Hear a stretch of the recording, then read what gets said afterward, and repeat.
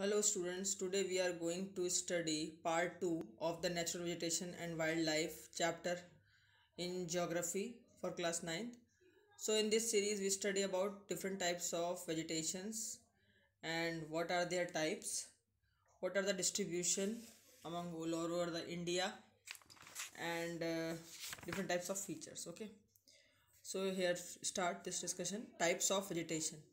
The types of vegetations in this title we study about different types of vegetations which is found in our country. First type is tropical evergreen forest, second tropical deciduous forest, third tropical thorn forest and scrubs, fourth is montane forest, fifth is mangrove forest. So what is the tropical evergreen forest? These forests are restricted to heavy rainfall more than 2000 meter area, and they are at their best in areas having more than 200 centimeter of rainfall. With a short dry season, the trees reach great heights up to 60 meters or even above, and it includes all types of vegetations like trees, shrubs and creepers. Some of the commercially important trees in this forest are ebony, mahogany, rosewood, rubber and cinchona. Commonest animals found in these forests are elephant, monkey, lemur, and deer. Or these are mainly found in the jungles of Assam and West Bengal. Or there are the plenty of birds, bats, sloth, scorpions, and snails. और in these बच्चों यहाँ पर आपको पहला मैंने बताया tropical evergreen forest, इसमें 200 centimetre से अबव रेनफॉल होता है, बहुत हैवी। और ये जो ट्रॉपिकल एवरग्रीन फॉरेस्ट है आप इस देख सकते हैं हमारे भारत के नक्शे में कि ये यहाँ पर इस साइड का जो पूरा एरिया है केरला से, ये पूरा एरिया जो है कोस्टल एरिया, यहाँ पर ये इधर उड़ीसा साइड में ये पूरा सेवन सिस्टर्स, ये कम्प्लीटली जो एरिया है वहाँ एवरग्रीन फॉरेस्ट है। बहुत ही घने जंगल होते हैं इसमें, और इनमें जो पेड़ होते हैं यहाँ पे 200 सेंटीमीटर से ज़्यादा बारिश होती है।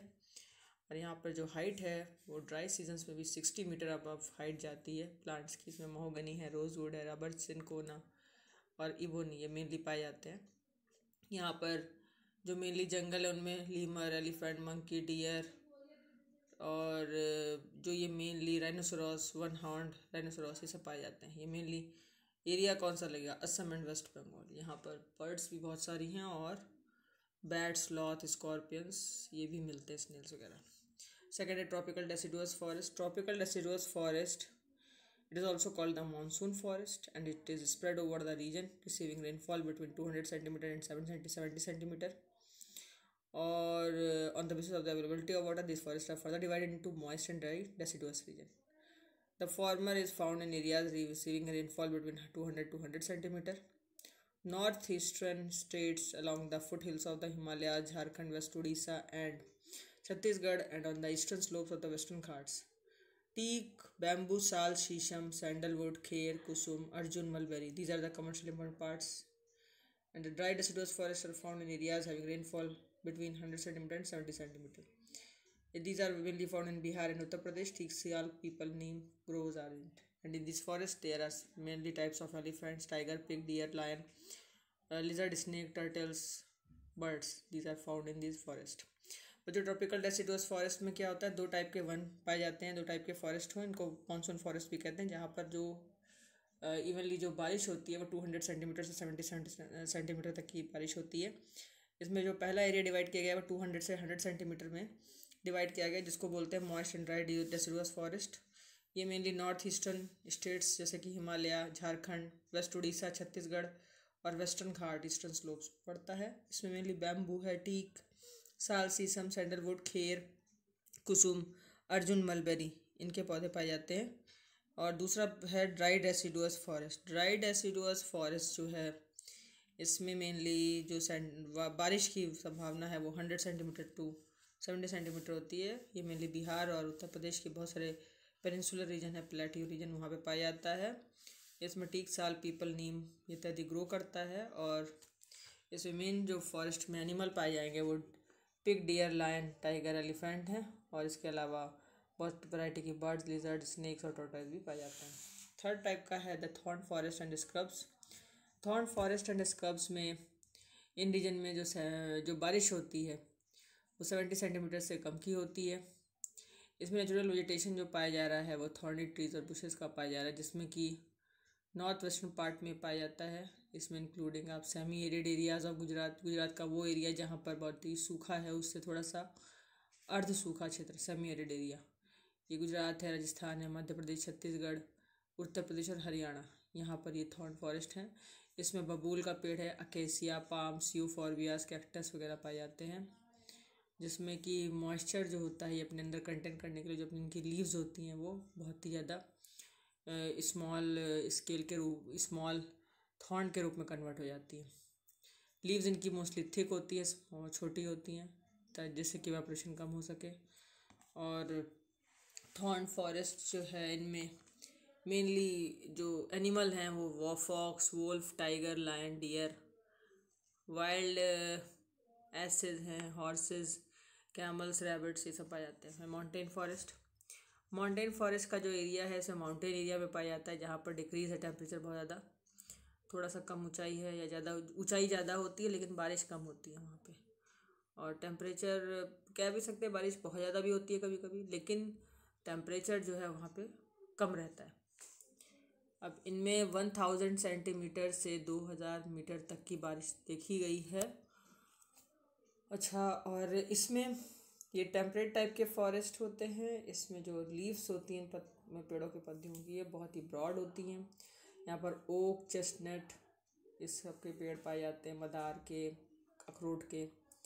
1500 से 3000 मीटर की ऊंचाई के ऊपर जाने पर आपको पाइन, देवदार, सिल्वर, फर, स्प्रू, सीडार इत्यादि के पौधे मिलेंगे, पेड़ मिलेंगे। हायर एल्टीट्यूड पे जाएंगे तो 3600 मीटर से ऊपर का एरिया है जहाँ पर टेम्परेट फॉरेस्ट मिलता है, ग्रासलैंड है, alpine vegetation, silver fir, junipers, pines, birches, ये सब वहाँ पे मेनली पेड़ पौधे पाए जाते हैं। कहीं कहीं पर छोटी मोटी श्रब्स और स्कब्स भी देखने को मिलती हैं और बहुत बड़े बड़े ग्रासलैंड भी देखने को मिलते हैं। यहाँ पर मेन अब आता है कि इसमें कौन कौन सी कुछ जनजातियाँ भी रहती हैं, जैसे कि गुज्जर हैं, बकरवाल हैं। हायर एल्टीट्यूड पे मेनली मॉसेस है, लाइकन्स, टुंड्रा वेजिटेशन पाया जाता है। इसके फॉरेस्ट में मेनली कश्मीरी स्टैग है, spotted deer, wild sheep, jack rabbit, Tibetan antelope, yak, snow leopard, squirrel, shaggy horn, wild ibex, bear, red panda, red panda, sheep और goats, ये इनके थिक हेयर होते हैं शरीर पर, वो पाए जाते हैं। अब आता है मैंग्रोव फॉरेस्ट। मैंग्रोव फॉरेस्ट जो है वो मेनली टेडल फॉरेस्ट भी कहलाता है। ये ऐसा फॉरेस्ट है जहाँ पर मड एरिया ज़्यादा होता है, स्लिट होता है। और मैंग्रोव फॉरेस्ट में को हेलोफाइट्स भी बोलते हैं, जलद का पेड़ जलद के क्षेत्र में। ये mainly Gangetic region, Mahanadi, Krishna, Godavari, Kaveri के किनारे के एरिया पे पाए जाते हैं। मेनली गंगा ब्रह्मपुत्रा का डेल्टा रीजन, सुंदरबन डेल्टा, सुंदरी ट्रीज, इनमें पाम है, कोकोनट है, क्योड़, अगर, टिम्बरवुड, ये पाए जाते हैं। और इनमें रॉयल बंगाल टाइगर इसका फेमस एनिमल है, यहाँ पे बहुत ज़्यादा देखने को मिलता है नदल क्षेत्रों में। रॉयल बंगाल टाइगर के अलावा यहाँ पर टर्टल्स हैं और क्रोकोडाइल हैं, घड़ियाल हैं, स्नेक हैं, ये सब मैंग्रोव प्लांट फॉरेस्ट में ज़्यादा पाए जाते हैं। अब आता है कि जो इंडिया में वाइल्ड लाइफ का डिस्ट्रीब्यूशन कैसा है।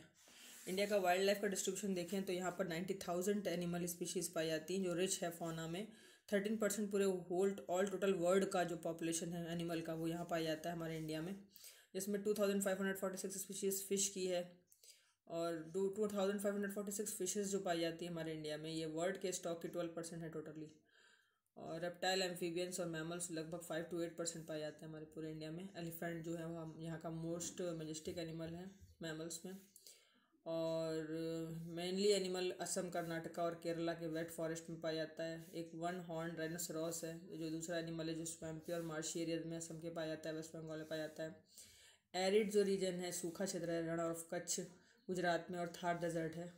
ये मेनली यहाँ पर जो एनिमल रहते हैं उसमें कैमल्स पाए जाते हैं, इंडियन बिसन है, नीलगाय है और चौसिंघाला है, गैज़ल है और डियर की बहुत सारी वैरायटी हैं, स्पेशल मंकीज़ पाए जाते हैं।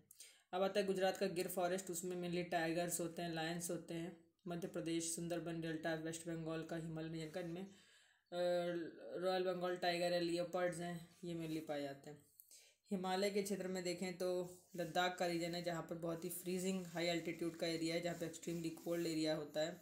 यहाँ पर याक है, बहुत बड़े बड़े बाल होते हैं, वो जानवर है। शैगी फॉन्ड वाइल्ड, यहाँ पर उसके बहुत बड़े सींग होते हैं, वेट में बहुत तनो होता है। तिब्बतिन एंटीलोप है, वैराल ब्लू शीप है, वाइल्ड शीप है, kiang Tibetan wild ass, ibex bear, snow leopard यानी कि बर्फ़ में पाए जाने वाले तेंदुए, और बहुत ही रेयर पाया जाने वाला रेयर रेड पांडा, ये सब इनमें पाए जाते हैं जो हायर हिमालय एल्टीट्यूड है।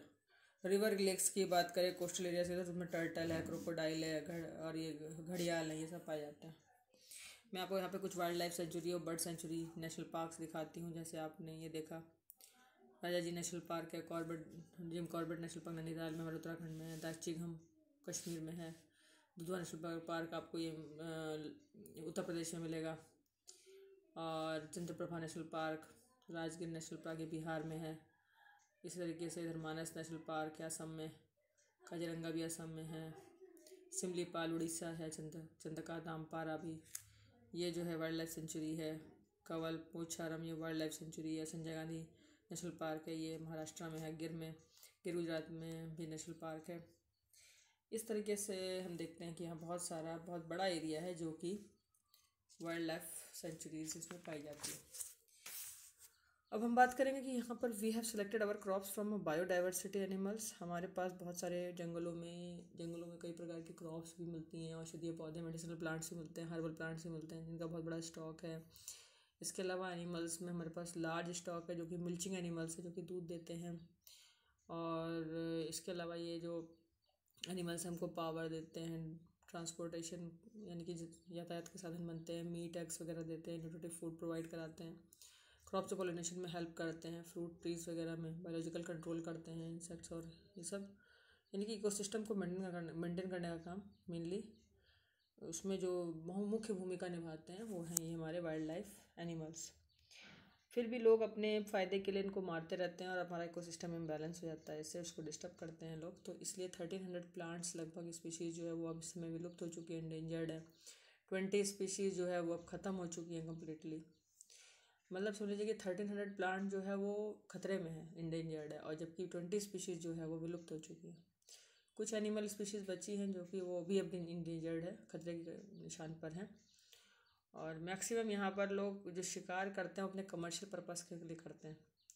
उसमें जो बहुत लालची टाइप के हंटर हैं ये सब एनिमल्स को मारते हैं, पॉल्यूशन भी करते हैं, केमिकल और इंडस्ट्रियल वेस्ट से भी बहुत सारे जानवर मर जाते हैं। ऐसे डिपॉजिट्स है, एलियन स्पीशीज, रेकलेस कटिंग होती है फॉरेस्ट की।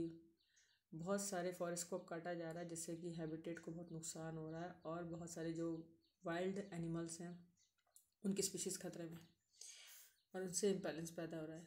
तो to protect the flora and fauna of the country the government has taken many steps.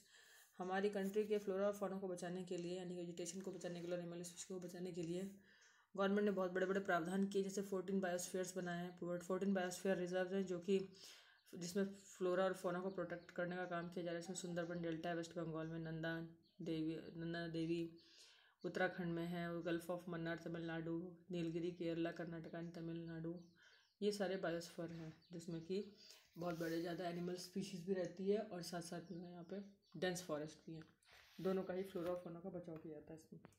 तीसरा आपका ये चल रहा है कि इसमें जो प्रोजेक्ट फाइनेंशियल और टेक्निकल असिस्टेंस भी प्रोवाइड की जाती है, जैसे कि बहुत सारे बॉटनिकल गार्डन इस्टेब्लिश किए जाते हैं और गवर्नमेंट के द्वारा 1992 से। इसमें अभी मैं बायोस्फीयर रिजर्व बताती हूँ, Sundarban, gulf of Mannar, Nilgiri, Nanda Devi, Nokrek, great Nicobar, Manas, Similipal, Dihang, Dibang, Dibru Saikhowa, Agasthya Malai, Kanchenjunga, पचमरी और अचना कुमार या अमरकंटक, ये सब हमारे यहाँ बायोस्फीयर रिजर्व है।